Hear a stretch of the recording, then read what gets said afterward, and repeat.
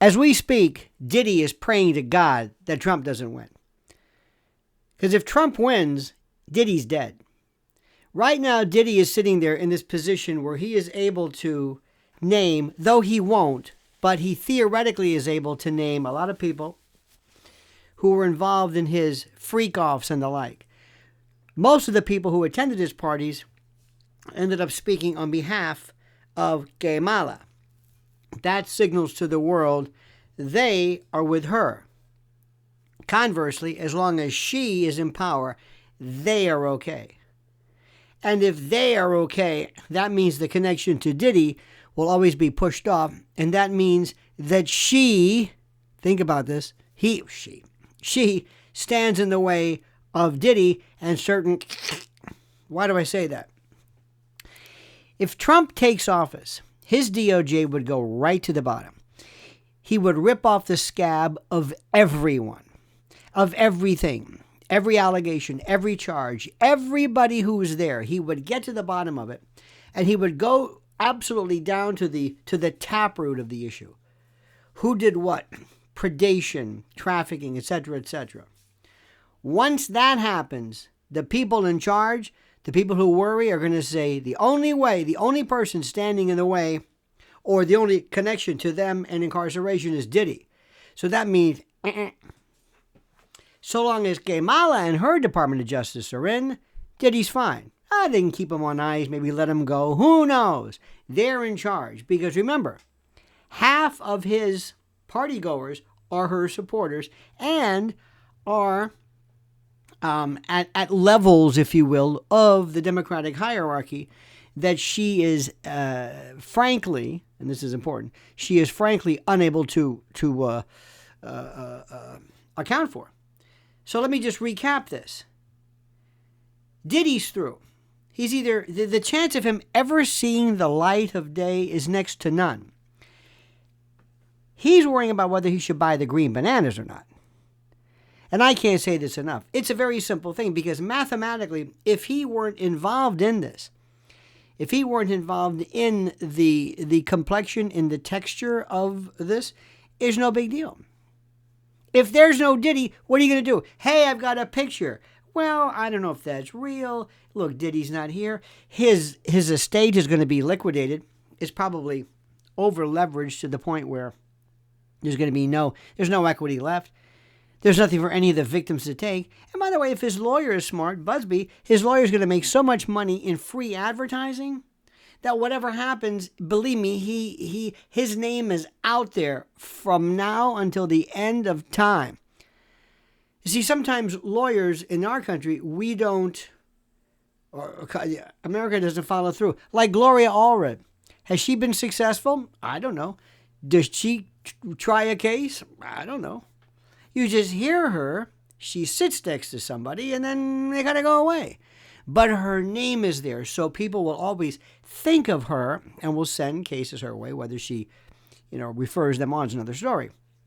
As far as Busby goes, he is now the voice of this. And by the way, in many respects, has made this look like a circus, which will ultimately inure to Diddy's benefit because it looks like, it's hard for people to feel sorry for him, but it looks like, come on, man. This is too much. So the bottom line is this, just to recap. If Trump wins, Diddy's gone because Trump's DOJ is going to be going after these people. And these people are going to say, the only hope for us to avoid the wrath of Trump is to remove, to expurgate and bowdlerize and emend and ablate and amputate that individual who could cause the most problem to and for them. Does that make sense to you? So how do you think that goes about? Well, that can be done a million different ways. You have no idea. And the question is Diddy safer outside or inside? Answer, inside. After that other incident with that feller who was dispatched, remember him? The prison systems have gone through a lot of changes, a lot of oversight in order to prevent that from happening again. So it's going to be more difficult to do it, especially with a high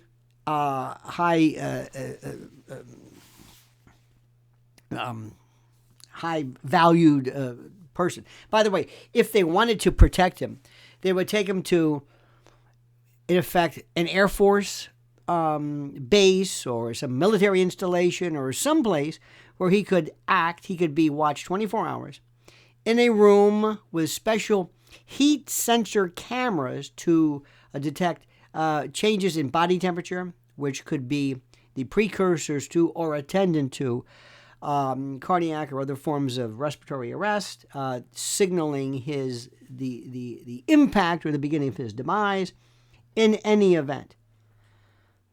What I'm trying to say to you, and I think I'm doing a very good job, is that we have become habituated to people being offed.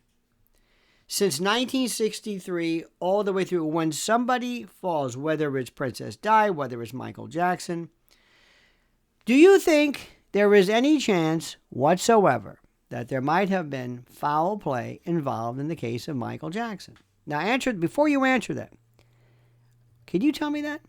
Can you tell me that when somebody of note passes away, and seemingly, do you believe that the reason for the cause of death, first of all, is natural, accidental, suicide, homicide, but actually the particular cause of it, whether it's respiratory or COPD or whatever it is.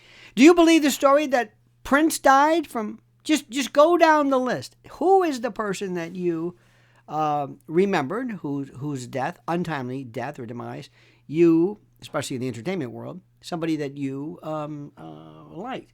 Do you think that we know who dispatched Tupac and Biggie? Yes. Come on. So why are members of the public kept from reality? Who is in charge? Who is the gatekeeper of the information? The person who's in charge of the information runs the world. That's the shadow government. More importantly, right now, as negotiations are made, especially regarding this election, a lot of people are getting the worry look. A lot of people are trying to reallocate assets and prepare for what could be the end and the complete demise of their life, liberty, and fortune. That is why Diddy and others are hoping beyond hope that Trump is not elected. Dig? Now comment as you see fit.